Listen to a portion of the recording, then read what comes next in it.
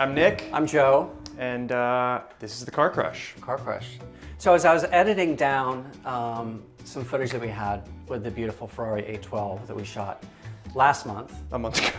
A month ago, probably. Video coming soon. I'm a little slow on the edit. I gotta admit, I'm a little slow on the edit. So as I'm editing this together, news of the new Purosangue, the Ferrari, not an SUV, broke. Dropped. And people say that we don't disagree enough on our fine channel, and we finally have a big disagreement on the Purosangue. I think we strongly disagree. We strongly disagree. So the segue between it's because when we were driving the 812, one of the things I said on camera was, how many more normally aspirated 12-cylinder Ferraris are there going to be outside of the incredible, you admit that the Icona series is pretty incredible, right? Mm-hmm. Yeah. Mm-hmm. So, but outside of those cars, how many more normally aspirated V12s are there going to be? And, right. Was the 812 the last series production V12? And of course it wasn't, because the Purosangue, which you will agree that you like this part of it, has launched with a V12. I do. That part I don't hate. I like a naturally aspirated, almost 800 horsepower V12. Yes, right. Correct. We could say that. Right. Okay. But that's perhaps where it ends for you? Do bear in mind, we would like to get into the 296 GTB in a couple of months. I know. Here in Joe LA. texted me when we started talking about doing this video, and he's like, "Okay, listen, I know you hate this car, but maybe don't be too mean and shitty to Ferrari." Which I own a Ferrari. I have a V12 naturally aspirated car. If worse, they'll just load it to me, and you just won't be in the right. the GTB episode. Right. Yeah. But again, I have a naturally aspirated V12 Ferrari. Yes. This is something I like and appreciate and love. If I told you I had a 12-inch brake caliper and I showed up and it was a 3-inch brake caliper, would you say? I did call it an SUV. Wait, follow through with the caliper thing. You lost me. It's just saying it's not an SUV and then presenting an SUV to me seems a little disingenuous and dumb. Okay. Sure, it might handle incredibly. I know all the stuff about the suspension, and it has independent shocks which have their own motor and they twist, so it probably performs better than most SUVs in the world. Maybe it's the best performing SUV in the world. I don't know, right. But it's a truck. It's high off the ground. This is not a sports car. So let's start there. So as a Ferrari fanboy, I did used to work for them. I am officially a Ferrari fanboy.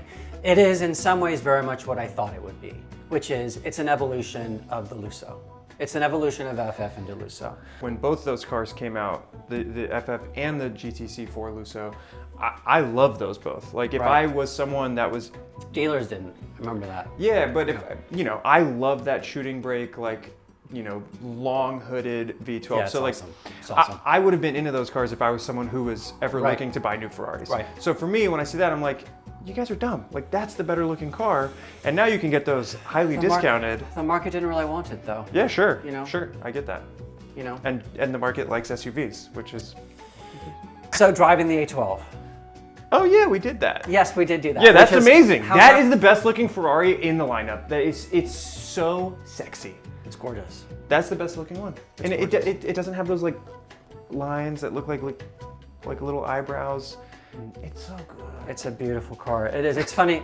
I actually prefer... He's going to edit out all of that. No, I'm not. It's not in there. I actually prefer it to the Superfast, the fixed roof car. I think it... me too. It's so sick. I think it's it just kind of like more plus more equals not enough. This car is just it's just more on top of power, on top of...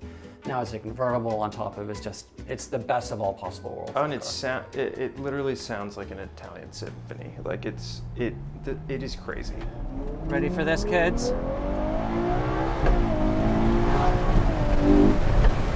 So it's one of those cars that you really don't put your foot all the way down unless you absolutely mean it. And ironically, this is one of those cars where you don't have to be going that fast to have this incredible sense of occasion. And the reason why is that right there. That is 9,000 RPM.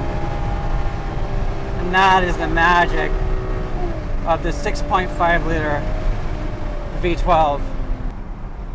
Now I'm gonna do something which is gonna be bad for our audio and have to do it. I'm gonna have to put this roof down.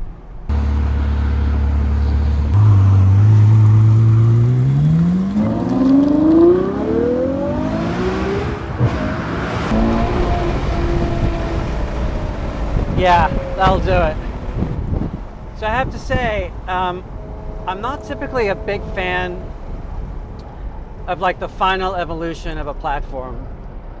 But when it comes to the F12 Berlinetta, into the A12 Superfast, and now into the GTS, which we're in right now, which is the open top car, I will kindly make an exception. Unlike, I think, the 550 Barchetta and the evolution of the 575, the open top car, the Super America, this to me is kind of where this car, kind of always where I wanted it to be. Taking the roof off this car, it just makes it just more than enough. It just makes this car like this glamorous thing that I think it's always wanted to be. We call this front mid-engine. The motor is mounted just aft of the front axle line. It gives you this incredible steer-in, turn-in. It's famous Ferrari steering, light, delicate, goes right where you put it, and it goes there right away. I think, honestly, it being an open roof car, they didn't recalibrate the suspension, or at least that's not my understanding. There's something about this car that feels more compliant, more flowing, even more so than the hard roof car. Although obviously for purists, there are people who they wouldn't dream of having the open top.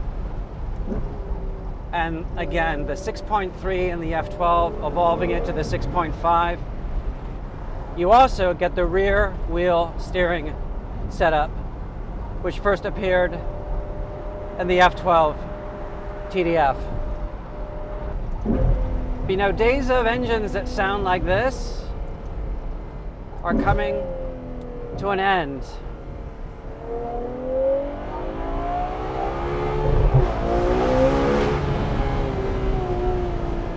Just the music. Just for the record, I'm only going 52 miles an hour. And that's what's so fabulous about this car, is you don't have to be going 212, I think is the top speed. Second gear, 43 miles an hour. Just listen to that.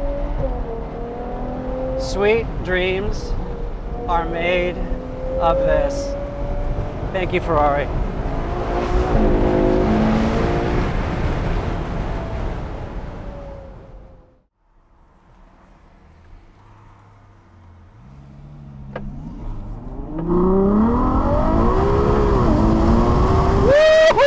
Oh my God.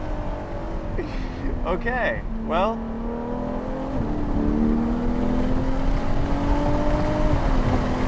This car moves.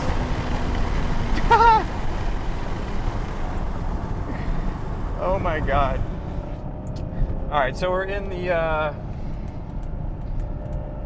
gonna turn some AC on, it's a little hot.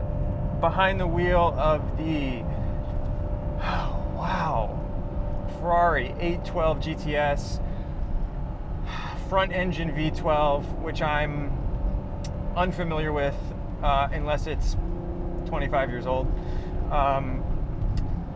You know, comparing this to, I've had a little bit of time behind the wheel now, and comparing this to my 550 Maranello, you know, these are obviously two completely different eras of cars. However, this is a direct lineage to that car.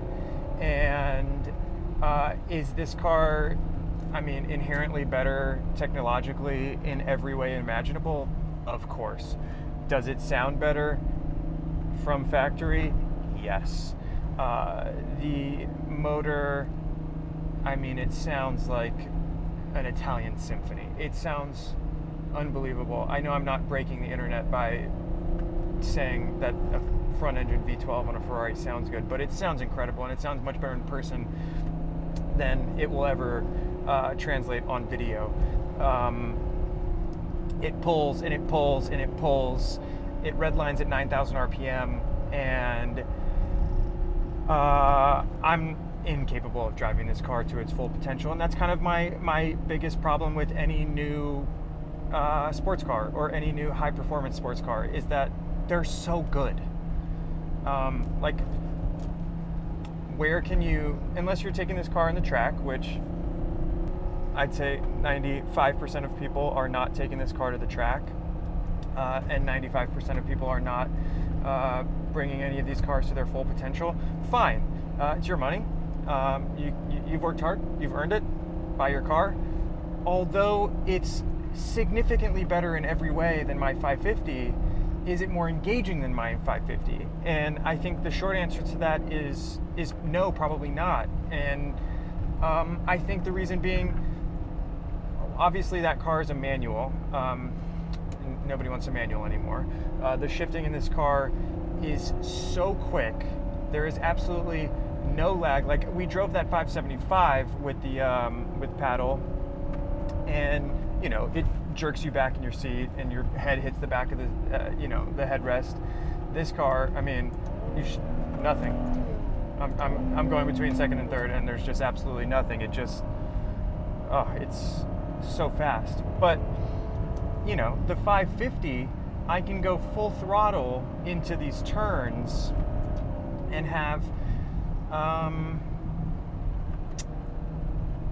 don't know if I want to say a better experience, but I will say it's a much different experience, and you feel like you have way more control over the actual experience of driving. And that's kind of where I'm landing with cars in general right now, and I don't want to be this like old curmudgeon-y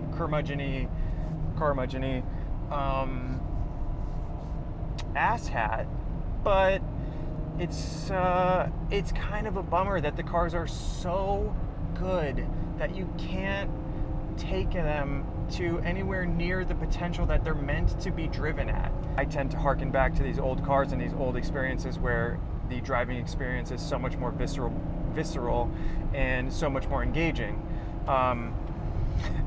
With that said, let me pull away from this van that's in front of me a little bit and just punch it from third. I mean, holy fudge buckets. And you know, on that note, On that note, thanks for tuning in, guys.